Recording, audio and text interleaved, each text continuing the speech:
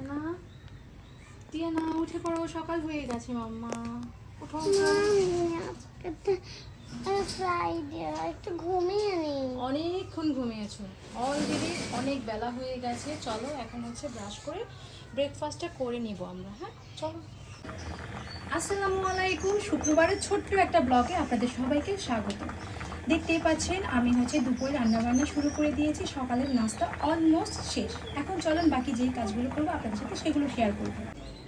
আমার এই কর্নারটার মধ্যে আমি কিছু মানি প্ল্যান্ট রেখেছি, কিছু হচ্ছে গাছ দিয়ে আমি সাজিয়ে রাখি। তো এই গাছগুলোকে একটু সুন্দর করে পাতাগুলোকে মুছে নিয়েছি, কারণ এগুলোর মধ্যে প্রচুর ধুলোবালি জমে থাকে।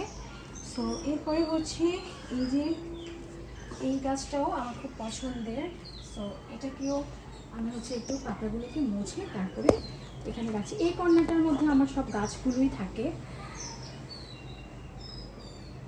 দেন এখানে আমি একটা সুইট প্ল্যান্ট রাখবো, এটা হচ্ছে মানি প্ল্যান্টের। এটা আমি খুব যত্ন করে লাগিয়েছিলাম।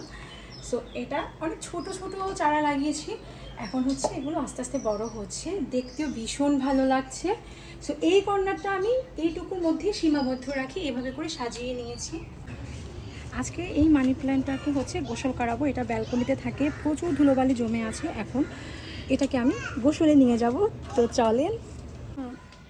এখন হচ্ছে এটাকে আমি বেসিন এরিয়াতে নিয়ে এসেছি, এখন এটার মধ্যে আমি পানিটা ছেড়ে দিব। এভাবে হচ্ছে একটু গোসল করিয়ে নেব, পাতাগুলোকে এভাবে একটু দলে দলে পরিষ্কার করে নেব, এতে করে গাছটা অনেক বেশি সতেজ হবে। গোসলটা করিয়ে আবার তাকে তার জায়গায় নিয়ে এসেছি। সো এখন হচ্ছে ওর যে জায়গা, বসার জায়গা, সেখানে আবার বসিয়ে দিচ্ছি।